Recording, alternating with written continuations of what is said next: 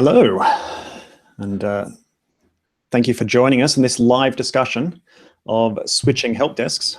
I'm Matt, and I am here today with Justin and Katie, two very smart people that I'm going to ask to introduce themselves and unmute themselves. Justin, let's start with you. Just tell us a little bit about yourself and where you're from. Hey, so my name is Justin. I'm the head of the community team here at Pocket. Pocket is a platform to save and discover the best content on the web. Most of our support that we do is on the email channel. So definitely looking forward to discussing our experiences switching help desks. Fantastic. And Katie? Yeah, hi, I'm Katie. I'm the manager of Cozy's customer support team. Cozy is a property management software company out of Portland, Oregon, and our support team is about 6 people, and we also are kind of email-only support, so very relevant to today's discussion. Fantastic, and I am Matt, and I work here at Help Scout. We create customer service tools to help you create, better customer service experiences with the help desk and the knowledge-based software, and Beacon, this beautiful little form you can put on your website. But before I worked at Help Scout, I ran a customer service team myself for many years, and I led that team through a couple of big help desk switches, picking a new tool and migrating over to it and dealing with all of those challenges. And so that's our topic today.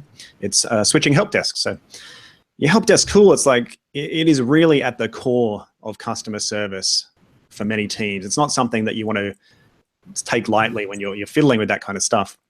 But you also shouldn't feel like you're stuck using a tool that doesn't suit you anymore just because it feels like too big a job, right? So I've asked Justin and Katie to join me today because they've gone through that help desk switch pretty recently, and I should add that they've switched to Help Scout, which is how we know some of their story. But for the next 30 minutes or so, we're just going to talk about our experiences there, try and give you some practical suggestions, what you should think about before you're switching, how to prepare for the switch, how to manage that transition smoothly, like with the least impact on your team and on your customers. And I think hearing those stories should be helpful to anyone who's listening as you think about your own situation, and you should be able to come out of it a bit more confident that when it's the right time to move for you, you can get it done without too much trouble. At the end of the chat, we're going to have some time to answer questions. So anytime you think of a question, anytime through the conversation, just jump on Twitter, tweet your question at Help Scout, and we will collect those and answer as many of them as we can at the end. There it is, tweet at Help Scout. So we're going to talk about this in 3 parts today. The 3 parts: preparing this to switch, the transition itself, and then after the launch. So let's start with preparing. So for me, in my experience, I remember feeling, the first time and the second time actually of switching help desk tools, just feeling excited because the new tool, like get excited about it. This tool is going to be great. It's going to solve some problems for me. But I was also kind of worrying that I was forgetting some key thing and I was going to ruin everything. Like the way every time I go to the airport, I have to check for my passport about 600 times between leaving the house and arriving at the airport. Katie, can you tell me about that moment when you decided, yeah, we're definitely going to do this, we're going to switch? Did you have a sense of what that project was going to be and how to do it? Yeah, so we ultimately decided to switch our help desk software because we brought on a customer success manager, which was a change to our team structure. So originally we've been just support, and that was kind of the entire customer-facing org. And so we added kind of this new column to our organization, and our old tool, Zendesk, didn't really allow us to manage those multiple mailboxes. So we had a kind of moment of this thing we're using just doesn't suit us anymore. And we kind of knew either we could work out of 2 totally separate tools, and that would be really clunky and uncomfortable, or we could find something that was a better fit and do that as quickly as possible, so we didn't have to kind of start down 2 different paths and then come together 6 months later. So we kind of knew right off the bat that we wanted to change quickly. And Justin, what about for you? What was that situation? So for us, we had been using the same help desk software for probably going on 4 years. And when we decided to switch, The main reasons were just kind of knowing that there's a lot of new opportunities and new and better tools out there, specifically around reporting, and also for just a better kind of customer experience with respect to how the emails look when they arrive, and how we can track them internally.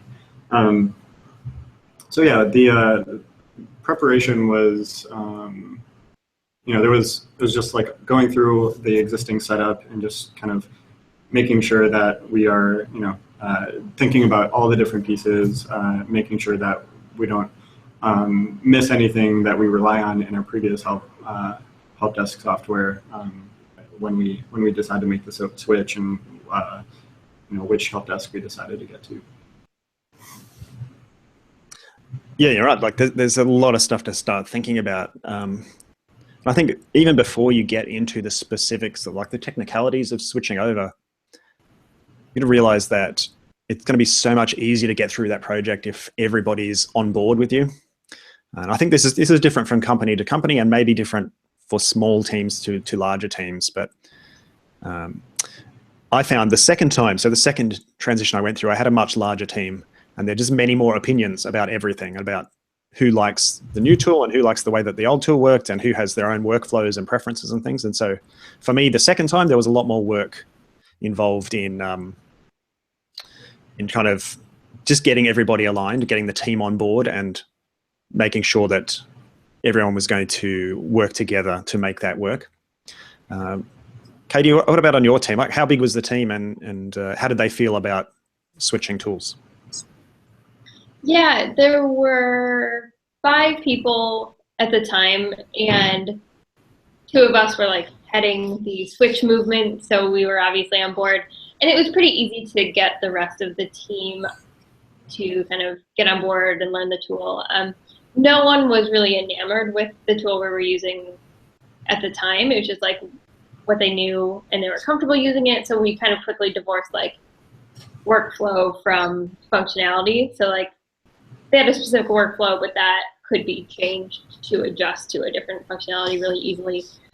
So getting the support team on board was really easy.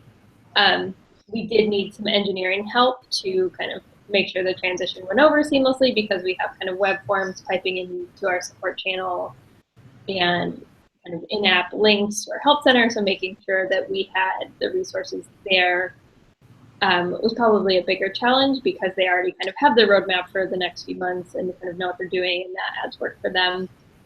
But it was a pretty easy sell, even just looking at costs. Like, we're going to be saving this much money per month if we do it, so we should just do it next month. It was easy to get them on board that way. Yes, money always talks. Yeah, I think that's a good point too, bringing in other teams, because it's easy to forget, like, this will affect a bunch of other people too, especially if you're talking about, got all these custom integrations we've got to do. I remember talking to, I think, someone at Buffer who was telling a story about how they'd managed to, using Help Scout, they managed to put in a custom application that actually removed a whole bunch of work for a bunch of people, some of them in support, but also in other teams. And so it's nice to know, like, if you're making a change that will benefit not just the support team, but also other parts of the team, because maybe it's taking work off them too, that can help you if you've got to try and convince people. But moving on, so the next step, I think, in preparation is probably kind of figuring out, almost doing an audit of, like, where is all the support coming from? Finding all of those different parts that are feeding into your current help desk. And for me, like, I remember realizing how much of the stuff that was coming into the help desk it's not even support tickets. It's just, when you're a really small team, everything just goes to the support address. And so there's a million different bits and pieces that have just been kind of dumped into that one channel over the years. And you don't always remember them because they don't happen every day. It's easy to forget stuff. Justin, did you have any, like, surprises like that as you were transitioning? Yeah, definitely. So yeah, like you just mentioned, we have a lot of stuff coming into support, into our email channel, and a lot of the rules that we had created with our old support tool kind of put them in the places they needed to go, but they were usually out of sight. So yeah, it was just a good exercise. Spent a lot of time kind of going through our support software to see like where are emails coming in? Do they still need to come in this way? And yeah, just kind of making sure that we've accounted for all those different addresses. It also was really helpful to just spend the time to like pick apart all the settings and just document like all the automations and rules that you've set up, so that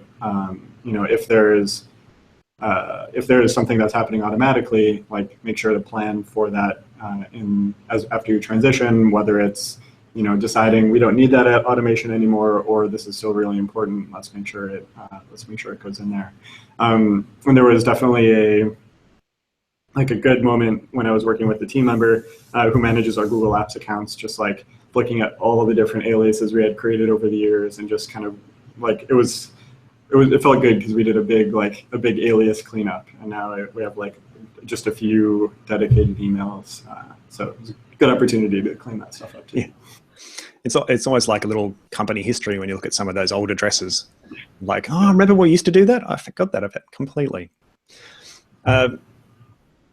Yes, so exactly the same thing. Thinking about incoming support channels and maybe forums that you use that sometimes send in emails, or admin addresses for different tools and systems that are connected to a particular email address.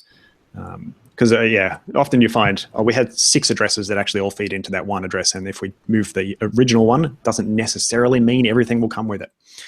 Good thing to think about, and also a good thing to write down. Because don't do what I did, which is go through all of that, switch everything over, and then later on have to do it all again and realize I really should have written that stuff down the first time. Didn't do it. Don't be me. Then planning the actual data migration, like taking stuff that you've got, all that amazing support history that you have there, and figuring out what to do with it. Katie, how did you approach that? How much did you want to keep, and how did that work for you? Yeah, we wanted to keep everything that we had because most of our customers are kind of longer term customers that we want to be able to reference that history if we need to. So we migrated everything, which I think was about 50,000 tickets. So like in the grand scheme of things, maybe not huge for a larger organization, but a lot of data for us. That was the part I was most panicked about, and like right away, I think reached out to the Help Scout folk about it, and they kind of walked me through the whole process and like helped me set up that first data migration and monitored it really closely for me to make sure everything was good. And then we kind of let that amount of data sit for a couple weeks and kind of played around with it and made sure everything made sense. But yeah, we took everything with us. And Justin, was it similar for you? Yeah, it was. We had a ton of cases from it was 4 years of using the same software. So we wanted to take that all with us for the same reason, just making sure we had that customer history. So even if somebody hadn't emailed us for a while, we could still say like, hey, great to hear from you again, or really have the context of what they were talking about before. So yeah, transitioning the actual case data was important, but I'd also say like don't forget about your help center as well. Like if you have any help articles or other content that you want to transition, that was something that was really important to us as well. We have a ton of help articles and we want to have to do a lot of work rewriting them, and so make sure that whatever help center you choose, like there is an option for that stuff as well. Yeah, and just figuring out the answer to the question of like what happens if someone clicks on this link that was to an old help document in an old system. Where will it go? What will happen? That's a really good thing to think about. And it's not always super easy to figure that stuff out. So you probably want to talk to the help desk that you're moving to, the support, or your onboarding person there, who probably has seen it many more times than you will have had to. You might have some other options as well. I remember one of the moves that I did was from we had an internal, like a self-hosted help desk tool, and so we were able to keep that whole database just internally. We'd already paid for it, and so we didn't have to kind of migrate everything, but we still had complete access to all the data from before. So it's worth looking at like what your actual options are. But let's move on to managing that transition. So this is our second big point here. You've done all that preparation. You've kind of figured out this is what we have to replicate, or this is what we want to replicate. This is what we've got to move. Now we've got to get the team ready for actually doing it. Start the implementation. Katie, how did you talk about, or how did you educate your team to get them ready for using Help Scout? Yeah, as soon as we got that data migrated over, we set up everyone with a user account in Help Scout, and I kind of just told everyone, like, go run wild, play around, do whatever you want. Make sure that all of your old workflows are still there in some form. Make sure that you understand how to do the things that you do on a day-to-day basis.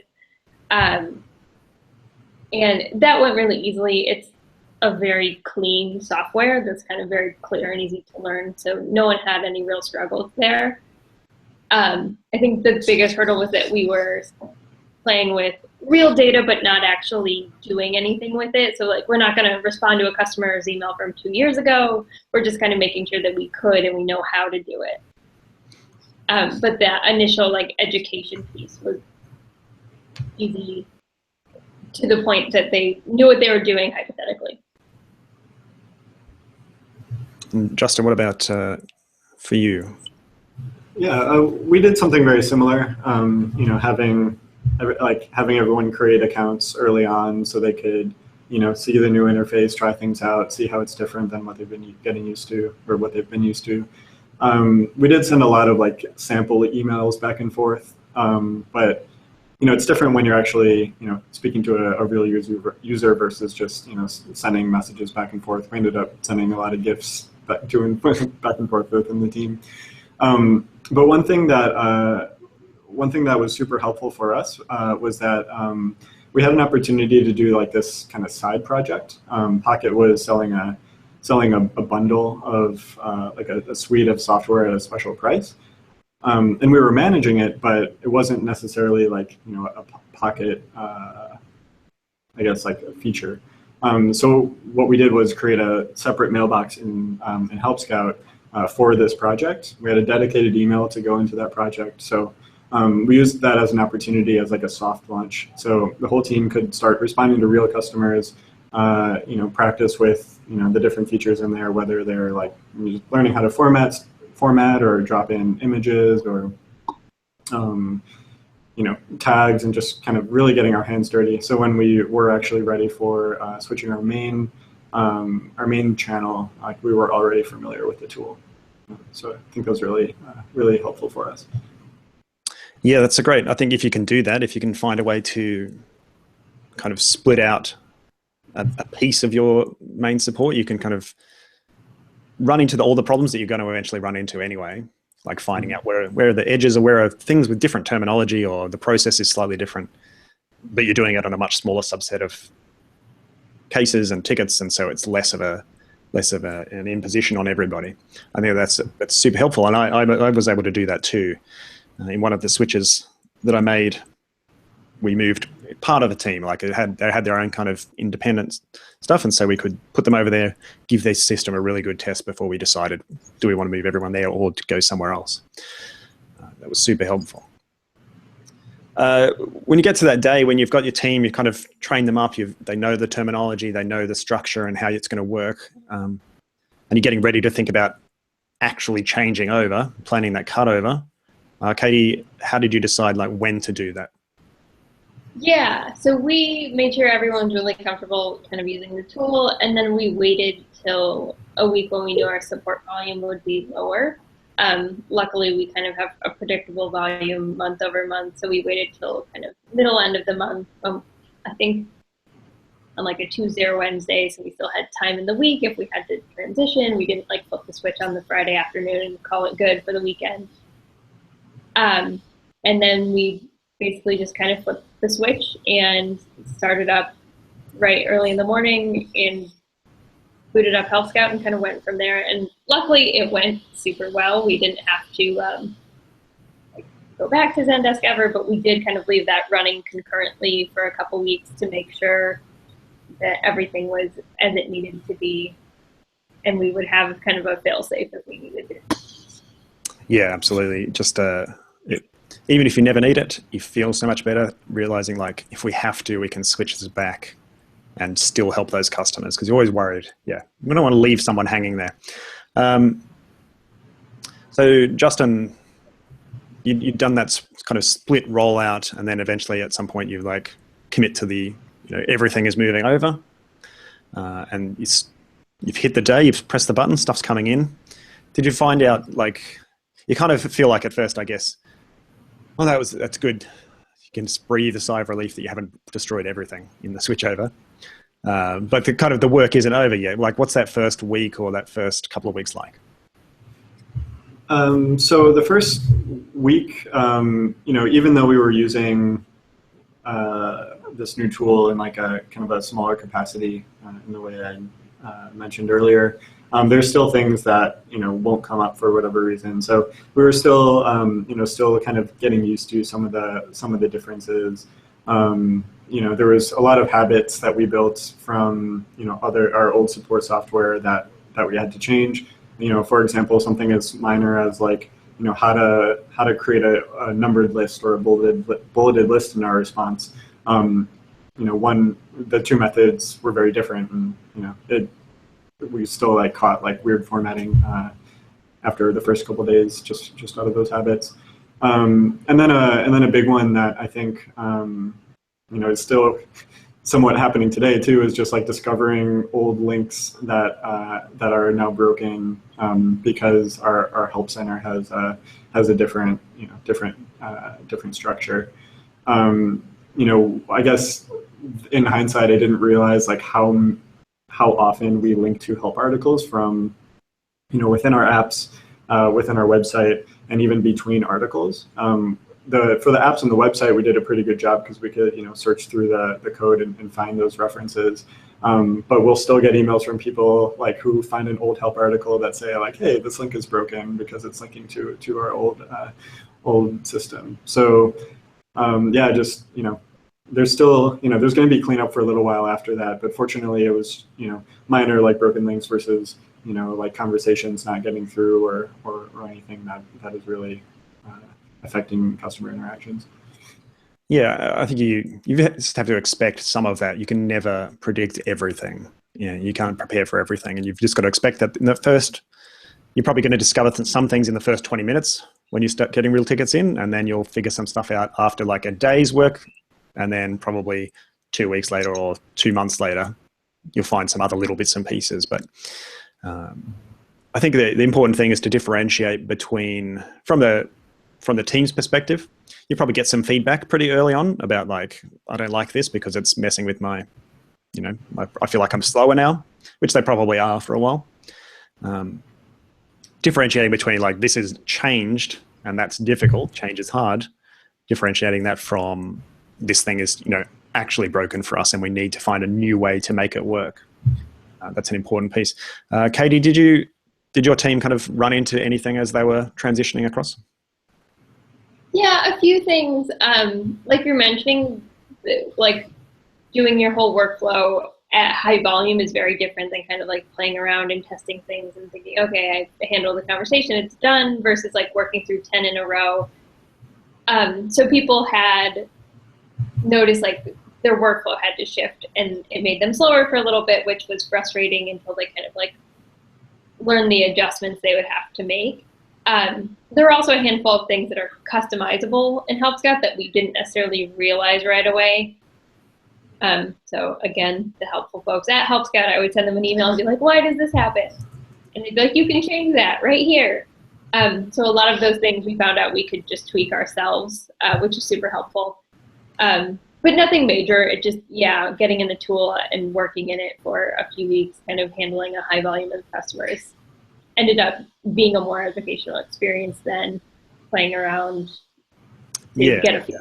I think that's the it's unavoidable that doing the real job is different than however well you can try and test it. So as long as you realize that that's what's coming, I think that's fine. You just got to expect that there's going to be a period of that.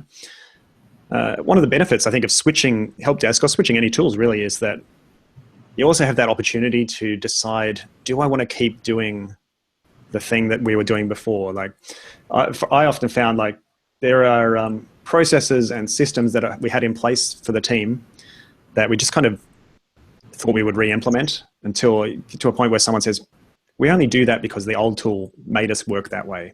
And this new tool, actually, we don't have to do that anymore. Is this something we still want to do because we think it's the right way? Or should we just think about a better way to do it given the new capabilities that we have? So I think there's a period of time, particularly at the start, where you run into those issues and you realize we have an opportunity here to rethink how we run our support processes. It's kind of why do we do what we do, I guess. If you had that question in mind as you're transitioning, that gives you lots of opportunities to tweak things. So we're moving to the kind of questions and conclusion part here. So if you have questions, if you're listening, if you've got questions, you can tweet at Help Scout still, and we can still pick those up. And I've got some to start with here. So Katie, maybe you can start with this one. Who would you say, if you're advising another team who's about to switch, who do they need to get involved in the switching process? My biggest piece of advice would be, like, if you need your engineering team at all, like you are using kind of any APIs to pipe in forms or help docs, like talk to them early. That was my biggest lesson. Besides that, of course, get your team on board. For me, that was very easy. But yeah, I would say think about all of the business stakeholders very early on so you can give them a heads up and kind of get them on board. Yes, because you make it hard for yourself if you only ask them when it's really time for them to do it. Yeah. Justin, did you have anyone else on your team or on your kind of switching team? Yeah, so definitely kind of engineers / like back-end people. Like I mentioned earlier, the Google person who manages our Google Apps account was vital in getting things switched over with all those different email aliases that we use. Also, thinking about things, and I think engineers and other people on the team can help you think about other things. Like one thing that almost got dropped was like, making sure we have our custom domain set up, or turning on SSL and these other things. Like, that's something that that they can kind of remind you about and also help you make sure that they're turned on. And then, other than that, I think there's a lot that you can do as a support team to help them transition. And it's never too early to look at your setup and start documenting things, because after the team decided to switch, we started that process, and that kind of delayed the whole thing because it took a while to go through all of our settings and examine all of our automations and stuff. So if you are thinking about switching, it's a good idea to just start taking a look at that stuff and documenting it and thinking about what workflows are absolutely necessary for you to have. Yeah, that's a really good point. And I think no matter what tool, like doing that work up front, even before you kind of look at what your options are, the better informed you are about this is what we actually need. These are things which are optional. These are things we would maybe like to add to our capabilities. If you have that, when you go out to look at what your help desk options are, you will be so much in a better position to make the right decision for your team and your situation than if you're kind of just going out there and looking at a bunch of features in a list. Those things are impossible. Obviously, you should probably choose Help Scout. Just going to say it. How long was that process kind of from the point where you think, all right, we really have to change, this is not sustainable what we're doing, to the day when you've rolled Help Scout out? Katie, do you want to answer that first?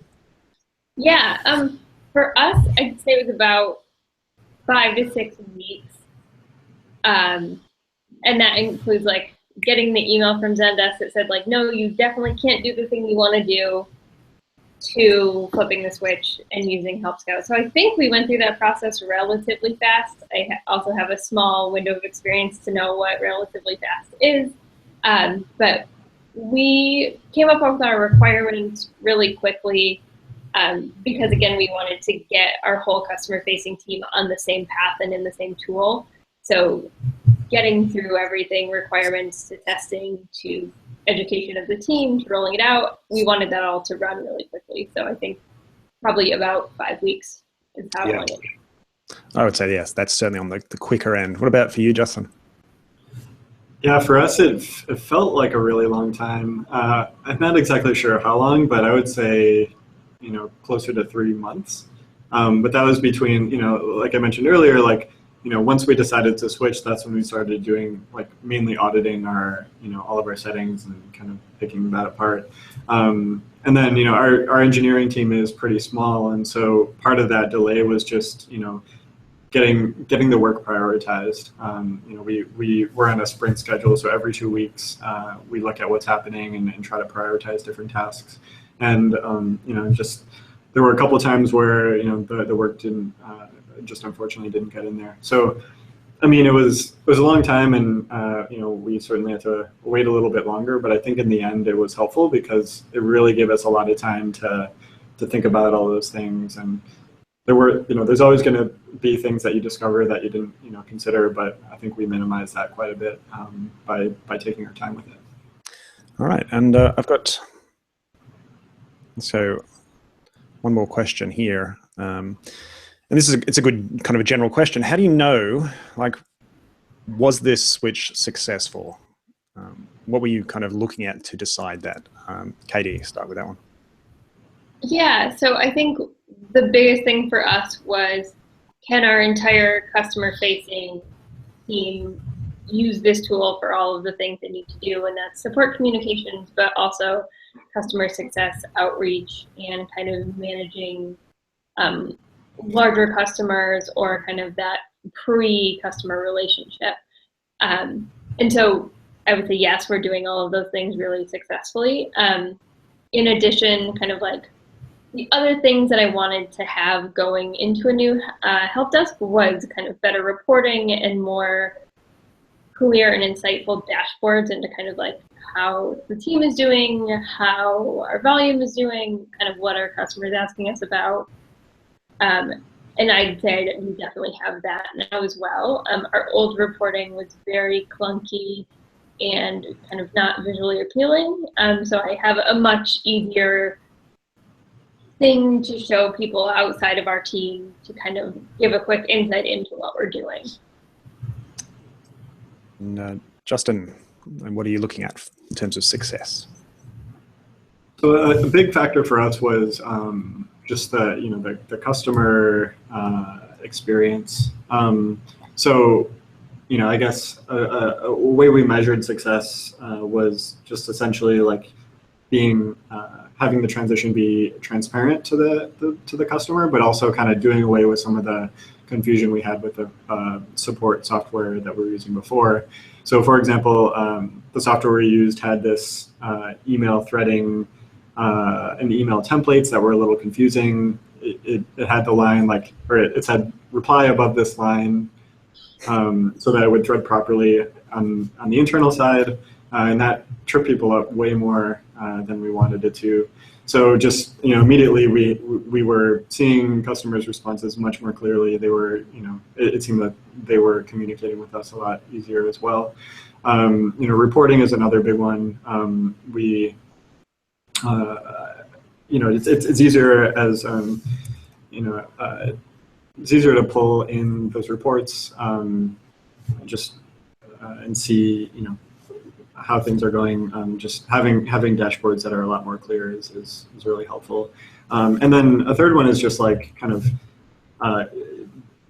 effective communication within internally within Pocket.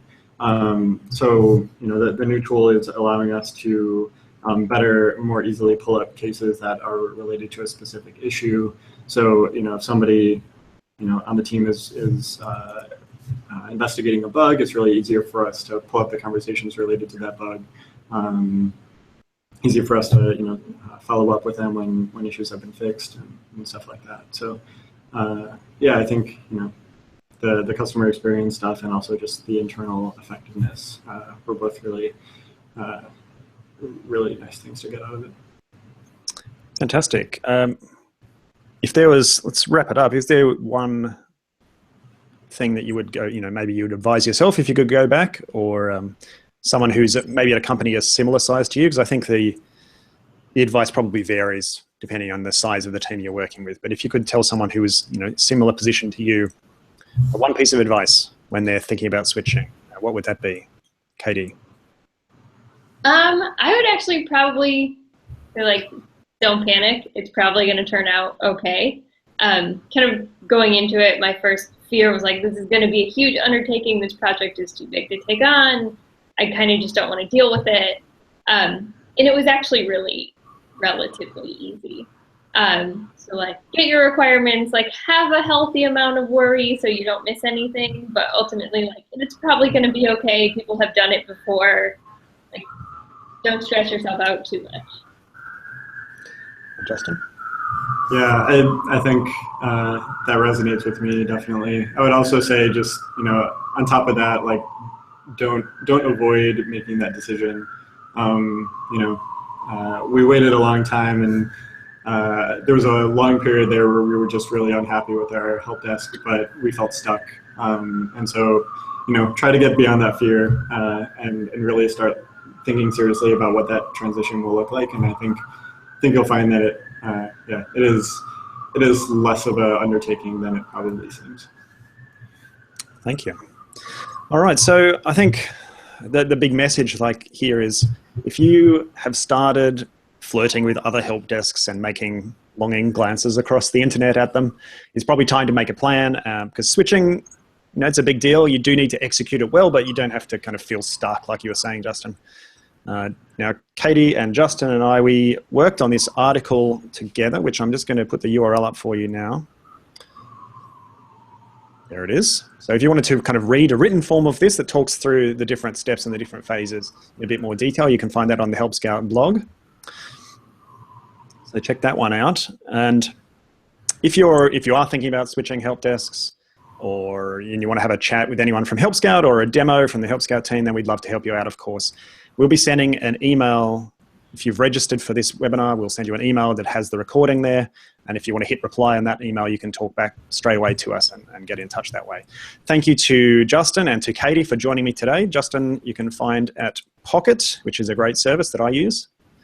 And Katie is at Cozy, which is, I assume, a great service that I don't use, but that's because I'm in a different country. Thank you so much for everybody who is listening today. If you have any other questions, if there are other topics that you want to hear covered, if you're thinking about switching, you know how to get in touch with us at Help Scout. And thank you so much. Thank you.